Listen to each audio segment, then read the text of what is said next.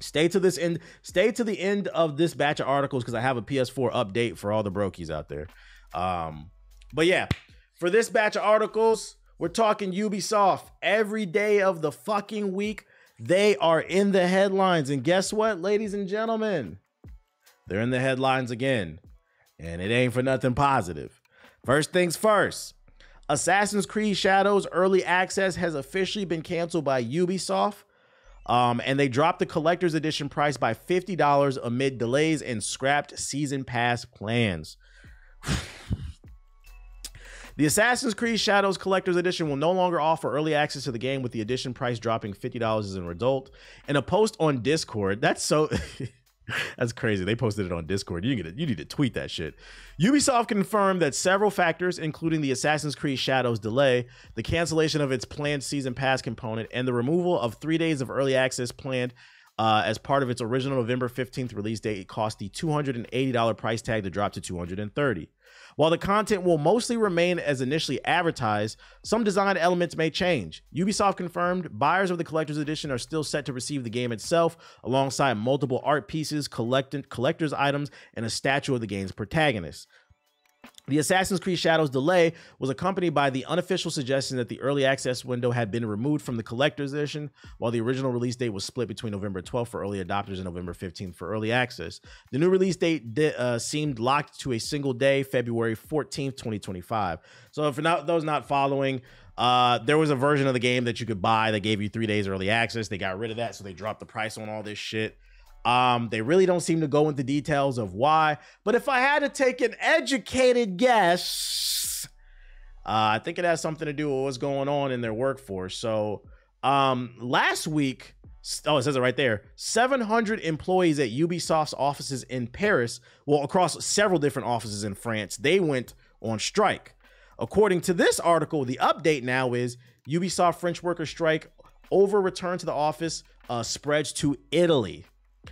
So, the dispute comes in an uncertain period after the Assassin's Creed creator, following reports of the Chinese internet giant Tencent and majority owners. Yeah, there's a rumor that Tencent might buy them too. The Guillemot family are exploring a joint buyout that would make the company private. Tencent currently holds a 9.2% of Ubisoft's voting rights, while Guillemot holds 20%. The potential buyout follows a bumpy period for Ubisoft, which saw its share price fall to a 10-year low in September. Matter of fact, let's do the Ubisoft share price update. If Tencent buys it, it's truly over. Oh shit, they up 0.50%. Let's go. They almost $3. Yeah, if Tencent buys them, they're gonna clean house. That's always what happens when there's a change in leadership. A lot of employees are gonna get fired. So if I had to take an educated guess on why this version had some stuff removed, they're probably just hyper focused on trying to make deadlines, and they're trying not to add too much to their plate. Because to be honest, they don't know if their workforce is going to be there or not. People in Paris and now Italy are walking out. And then they had this whole season pass planned with the content. They got rid of that. Listen, Ubisoft, I really want this game to be good. Don't get me wrong. We're going to fry you if you fuck up. But I do really want this game to be good. I can't stress enough. I don't want to see you guys fail. Word of advice. If you guys want this game to win, really put your heart and soul into Assassin's Creed Shadows. And then if you want to win back the good graces of the community, that DLC you had planned for the season pass, just give it away for free. Like, you can't scrap the content. I don't know what the fuck they're going to do. Just give it away to anybody who buys the game within the first year of release. After that, if you want to release a season pass and charge people in year 2, 3, or whatever, that's fine.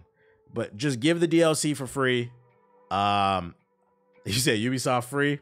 You might end up selling more copies. I don't know. I'm trying to help y'all out. Because to be fair, like, there was a point where Ubisoft was one of my favorite companies in the gaming industry. And also, to be fair, I think that's why it's so interesting to watch their downfall. Ubisoft was the first company I remember, the first AAA company I remember to embrace the gaming space on the internet.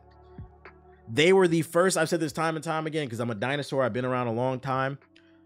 For the longest, if you wanted to be a gaming content creator, it was kind of this gray area Like they would just kind of look the other way and they would just let people make content, whether it was YouTube videos or streams, but technically it was illegal because we don't own these IPs. Ubisoft was the first company like 10 plus years ago that I remember writing on their website, you have permission to stream our video or stream our games or make YouTube video. We're cool with it because they understood if you let the community make content about it, it's basically free press. Why go out there and pay somebody for 100,000 views when he's going to make the video already? Just let him have it. So it's like there was a point where Ubisoft was very pro-community, and it's so interesting to see them fall from grace and become so anti-consumer. I think y'all need to take a step back and really think about y'all roots. Y'all used to make good games that would innovate, and you guys were pro-consumer. And that's why I said, if you guys want to get back in the good graces of the community, put your fucking foot in Assassin's Creed Shadows, make the game that we always wanted, and give the season pass away for free. Like the first year, you have to do something to get back in the good graces of the people because you guys are down bad and y'all need to act like it. I think that's the biggest problem. Their back is against the wall and them niggas ain't trying to ball. Like, what the fuck is that about? Like, like act like you're desperate, bruh. Make a move. Make a move. So Ubisoft is Obama? What? Nigga, what? He said, I doubt it. Will it happen? I don't know. I don't know. We'll hope for the best. No. Another piece of bad Ubisoft news that keeps piling up. For those unaware, Ubisoft disbanded the team that created the Prince of Persia: The Lost Crown. By the way, I feel like a lot of people don't even realize this too. This is the same team that worked on the last Rayman game, Rayman Legends, which was fire. Arguably one of the most talented teams under... Like, this is crazy. This is crazy. This is arguably one of the most talented teams under the Ubisoft umbrella. And y'all didn't disband this team. Y'all disbanded this team, but not Skull and shit. If there was a team that deserved a second chance, I don't know. You said, wasn't this game good? Yes, it was. And, you know, the unfortunate thing about the Prince of Persia: The Lost Crown is, for those who didn't play the game, so the reason they I read this article already too. The reason they disbanded this team is because the game didn't sell well. The last time I checked on it, like a couple months ago, it sold like 300,000 copies. Like this thing didn't even crack 1 million. And in my opinion, there's two key reasons why this game failed. One of them is not, it's a bad game. I played it. The game's great. Go look up the reviews. It got glowing reviews. It's one of the best reviewed games of this year. It is a really good fucking game. It just hit 1 million.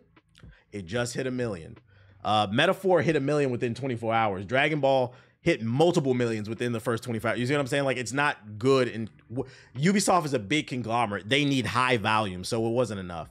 You said marketing? No. I think they could have marketed more, but that's not the key reason. There's two key reasons why I think this game failed. The first reason is, and I feel like this doesn't get talked about enough, Ubisoft does not listen.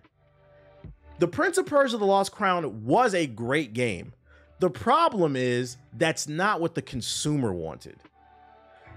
The average Prince of Persia fan, they were looking... First of all, what happened to the Prince of Persia: Sands of Time remake? You guys put out two, because let's not forget, there's another Prince of Persia game that they put out. That one with the purple dude. Y'all put out two 2D Prince of Persia games when nobody asked for this shit. We've been asking for a new 3D Prince of Persia game for the longest, but y'all keep making Assassin's Creed games. So when they announced that it was a 2D game, yeah, that Rogue Prince of Persia game. So that's the first thing. Nobody fucking asked for this game. You pissed off your community when you made a game that nobody asked for. The second thing, the second reason why I believe this game failed was, let's keep it real, he's black. Like, not only is this not a game that people didn't want, but then it was confusing. The Prince of Persia starring a black guy. Granted, in the game you do protect the prince. It still involves the prince. It's the Prince of Ethiopia. But it was fucking confusing, and there's a whole culture war going on. Go woke, go broke. If you play this game, there's nothing woke about it. There's nothing preachy about it. You're protecting the prince. It's still a Prince of Persia game. It pays homage to the roots of the original games, but nobody asked for this 2D Metroidvania type of game. They wanted a Sands of Time type of game. And then on top of that, the part I'm trying to argue with him being black, the second point, I felt like they fed into the go woke, go broke crowd. There's nothing woke about this game, but you know these niggas don't play games. We already established this when I talked about Metaphor. Because if these niggas played games who think everything is woke, you would hate Metaphor. Because that game is really woke. They don't play games. So when they saw the Prince of Persia: The Lost Crown start a black person, they instantly went to the YouTube comments. I remember this shit. They was on Twitter. Oh, this shit's woke. It's trash. You gave them ammo. You should have just made what the people wanted, unfortunately. This is one of the rare cases where like something is good, but unfortunately it didn't sell well. And it just goes to show you in business, just because you make a good product doesn't mean you're gonna sell. You still got to come correct. And the third one, kind of what somebody mentioned in the chat, I think they could have marketed it better, but they don't have money to market. It's even more expensive than you think when you play it. It is a good game. I recommend it. It is a good game. Nah, I disagree. It's woke because white devs are making black characters. I guess. I guess. Black characters in video games are not woke as long as those black characters maintain stereotypes that people believe. Like, you ever notice? Yo, chat. You ever notice that community doesn't call characters like Coltrane and Gears of War woke? Ask black people, do they like Coltrane? If I lined up 10 black people, probably 7, 8 don't like that nigga, bruh. I'm not a fan. Marlo Briggs, right. Notice how they don't call characters like that woke. I wonder why. They love Coltrane and Barrett. Anyways, why is GTA San Andreas not woke? Them boys love CG. You know why. You know why Grand Theft Auto San Andreas is not considered woke. And that's not to take away from it, because I know a lot of people love that game. It's a classic game, but it's a lot of stereotypes in that game. So of course it's not. Yeah, that's what the niggas are supposed to be. They're supposed to be on the block with the wife beaters shooting each other, the ballers, and the Grove Street niggas self-destruction. Yeah, it's not woke. This is what they do. That game actually perfectly proves my point, which is a shame because it is a good game. But you have to keep in mind, just because you're enjoying something for what it's supposed to be, which is entertainment, doesn't mean the person next to you is enjoying it the same exact way. It kind of goes back to what Dave Chappelle was talking about, what made him quit the Chappelle Show, when he realized that people weren't laughing at him, but they weren't laughing with him, but they were laughing at him. People have different experiences. And the worst part is those biases, it's subconscious. It's not even like a conscious, like people, I'm not sitting here saying that like people are consciously like being racist. It's a subconscious thing that's been ingrained into a lot of people thanks to media, and they don't even realize it. So to them, CJ from San Andreas is not woke because that's what niggas are supposed to do: wear wife beaters and shoot each other and sell drugs. I've never been suicidal, by the way. Yeah, gang violence. That's what they do, man. That's what they do. Play football. So it's a shame the team got disbanded. More people losing their jobs. More positive news, though. More positive news. If you have not played Black Myth Wukong, it is coming to Xbox soon. It's been rated. I've already read this. For those unaware, rated means that basically the ESRB, which is the board of directors who rate games, whether to mature, they've rated the game, meaning at some point it is coming to Xbox. So if you didn't get to play it on PC or PlayStation, you guys will soon be able to play the game of the year on Xbox. Although, I don't know. I don't think Wukong is game of the year anymore, according to the internet. I think it's Sparking Zero. I don't know. You guys can't make up your mind. We're going to get on you Sparking Zero, niggas, soon. Shout out to the 700 people we got in here. I love Lee from Walking Dead, but he's kind of a stereotype. Not really. That's actually my biggest criticism. I like Lee from Walking Dead. I think he's a well-written character. My biggest issue with Lee was the way it started. Like, it starts, for those who haven't played The Walking Dead, it starts with Lee being arrested in the back of a cop car, and then you break free when the zombie outbreak happens, right? That's my only issue with Lee. I didn't like that shit. Because you could have told the same exact story without that nigga being in a cop car. Like, Lee was a pretty regular dude. So I'm like, why was he being arrested? Like, what was the point of that? You couldn't find a different way for him to get into the zombies or something? I thought you were joking, but nah, people really think Sparking Zero is the game of the year. They telling themselves that they don't play any fucking games. I told y'all, if all you do is play Call of Duty 2K, FIFA, yes, Sparking Zero is going to be game of the year to you. Surprise. Why do they always write them like that? The same shit in Forspoken? Shit is fucking weird, man. Valve has confirmed the Steam Deck won't have annual releases, while the Steam Deck 2 on hold until they're putting the Steam Deck 2 on hold until they can find a generational leap. In the article, which is right here, I already read this one too. They said, so we really want to wait for a generational leap in compute power without sacrificing battery life before we ship the real second generation of the Steam Deck. So basically, the Steam Deck is what it is for now until computing power becomes more powerful without having to sacrifice battery. Don't expect any upgrade. So if you're on the fence about getting a Steam Deck, feel free to get one. My thing though is that Valve is a corporation. Who's to say this is not a lie? Who's to say next year they don't announce a Steam Deck? Because if I buy this shit, I'm gonna be mad. I'm gonna be mad after reading the damn article. But if I'm gonna give them the benefit of that. If they keeping their word, that's a W for consumers, I guess. Just order the Steam Deck OLED. Hey. Oh, and then last but not least, in this batch of articles, we have a PS4 update. We got a PS4 update. PS4 community, come to the front. We didn't forget about you guys. I know you guys want to be part of the gaming conversation. I know you guys are upset that when it comes to Game of the Year at the Game Awards, you guys are never included. How come there's no Game of the Year for the PS4? It's because not a lot of new games are coming out. Don't worry, guys. Black Ops 6 is coming out with less features than the PS5. But anyways, one of my favorite things that we do on here is slander PS4 people. I'm a PS4 racist, for those unaware who are new to my content. We're 5 years into this generation of PS5 and niggas are saying PS4 is current gen. It's not. It's holding gaming back. We cannot maximize the power of the PS5 and the Xbox Series if y'all continue to purchase games on PS4 and then turn around and complain that all the games look the same. It's because of this thing called console parity. I know you guys don't believe in it, but it's a real thing. Things that developers talk about all the time. I follow developers on Twitter and they bitch and complain about console parity all the time. It sure be nice to create what we want, but we can't because we can't use the computing power because PS4 niggas. They don't say it like that, but that's what they're saying. So before we get into today's story about PS4 niggas, friendly reminder, if you find anything cool, feel free to tweet me. Shout out to Aries2Slat for tweeting me on this one, making me aware that even prison inmates can afford the PS5. You know, one of the arguments that PS4 niggas love to make is they can't afford it. They can't afford a PS5. And I always say the counter argument to that is gaming is a hobby. It's a privilege. It's not your birthright to play PlayStation, nigga. And if that is your mentality, you're probably broke. I'm not gonna lie. So it's been 4 or 5 years. If you can't afford a PS5 now, you need to get the fuck off my stream. It's gonna fuck with my views. And I'm gonna be honest, I'm okay with that. I would rather you get the fuck off my stream, get off my YouTube videos, and get on your P's and Q's. You're 27. You're not doing what you want out of life, and that's okay. We all start somewhere. Put your head down for a year or two. That's really all it takes is like a year or two. Put your fucking head down. No drugs, no alcohol.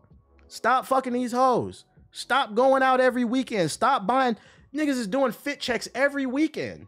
What is wrong with you? You don't need to go to Ross and Marshall's every weekend. You don't need to go see every movie.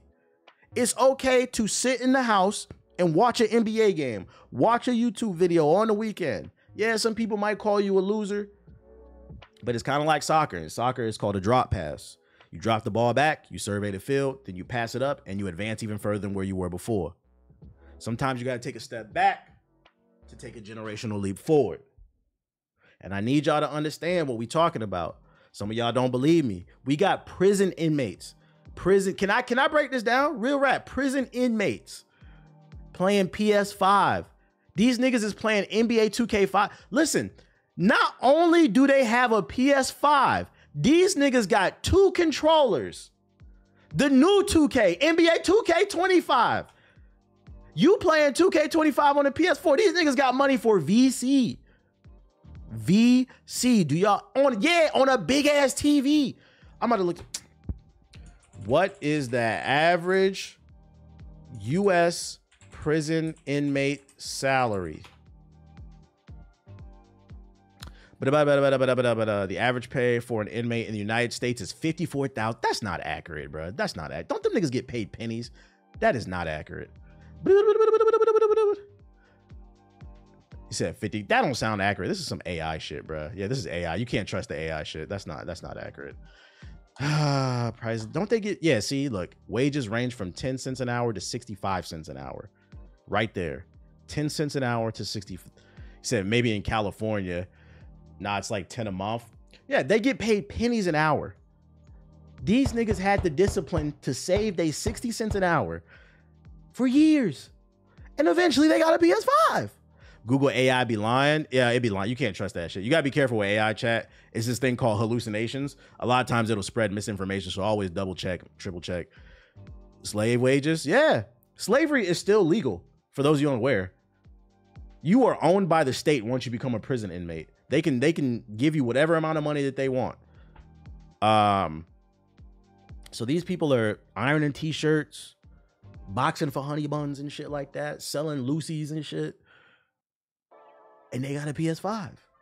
So my question is, and I'm not saying this to make fun of PS4 niggas, bro. I'm not saying this to make fun of PS4 niggas. I say this to ask, if they can do it, why can't you? This nigga got a crisp pair of Air Force Ones on, not a crease in sight. If they can do it, why can't you? There's no shame in riding the bus. I used to ride 2 buses. I used to wake up at 5 a.m. in the morning, eat breakfast. I was out the door by 6. I had to take 2 buses and 2 trains when I lived in DC to get to work. And that was to and from. 2 buses, 2 trains back. My commute was usually like an hour and a half every day. 2 hours sometimes. I had to get up early. I did it though. You can do it too. I'm trying to encourage you, man. Let that PS4 go. That PS4 is holding you back, man. It's a bad drug. Get a job. Said, boy, hell nah, Lord. Somebody got to do it. Not someone definitely putting money on their books, though. We don't know that. We don't know that. They might be hustlers, man. They could be selling Lucy's. They could be selling Cheeto bags for like 5 times the price and shit. I know Stella Blade going platinum in there. That's nasty, nigga.